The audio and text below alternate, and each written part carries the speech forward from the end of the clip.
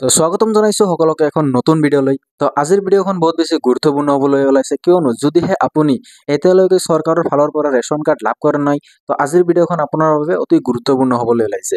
কি 2024ত কিছুদিন আগতে 3 লাখ হিতাধিকাৰীক আমাৰ অসম চৰকাৰে ৰেচন কাৰ্ড প্ৰদান কৰিলে। এতিয়া 2025ত নতুনকৈ ৰেচন কাৰ্ড কেনেকৈ আবেদন কৰিব, অনলাইন আবেদন, আপুনি আপোনাৰ নিজৰ মোবাইলৰ জৰিয়তে সকলোখিনি তথ্য এই ভিডিঅ'লৈ আগবঢ়াম।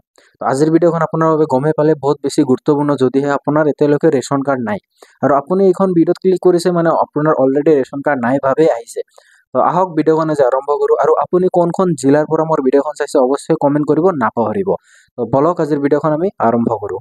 তো আপুনি গুগলত NFSA বুলি সাৰ্চ কৰি দিব, আৰু এইখন পেজ অহাৰ লগে লগে চাইডত দেখা পাইছে পাব্লিক লগইন বুলি আছে, ইয়াতে ক্লিক কৰিব লাগিব।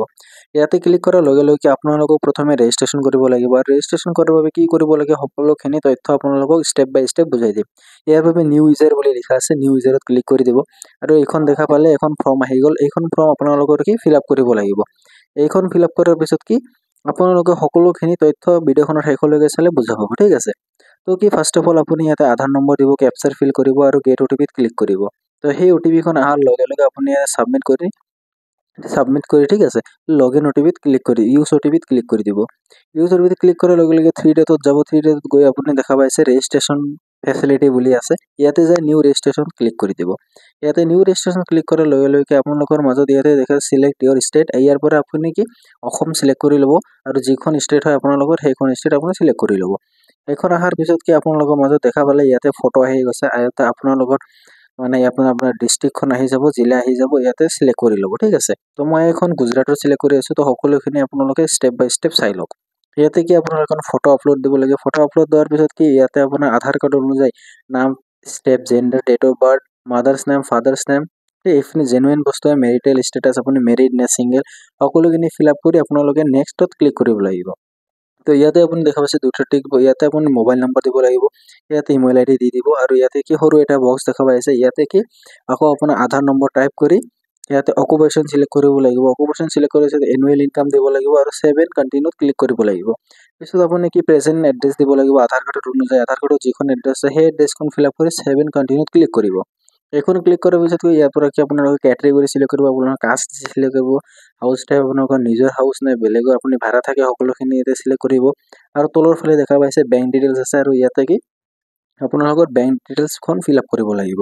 তো বেংক ডিটেইলছ ফিল আপ কৰাৰ বাবে আপুনি ইয়েছত ক্লিক কৰি ইয়াতে আপুনি bank account number, bank name, IFSC code, branch name সকলোখিনি চিলেক্ট কৰিব লাগিব।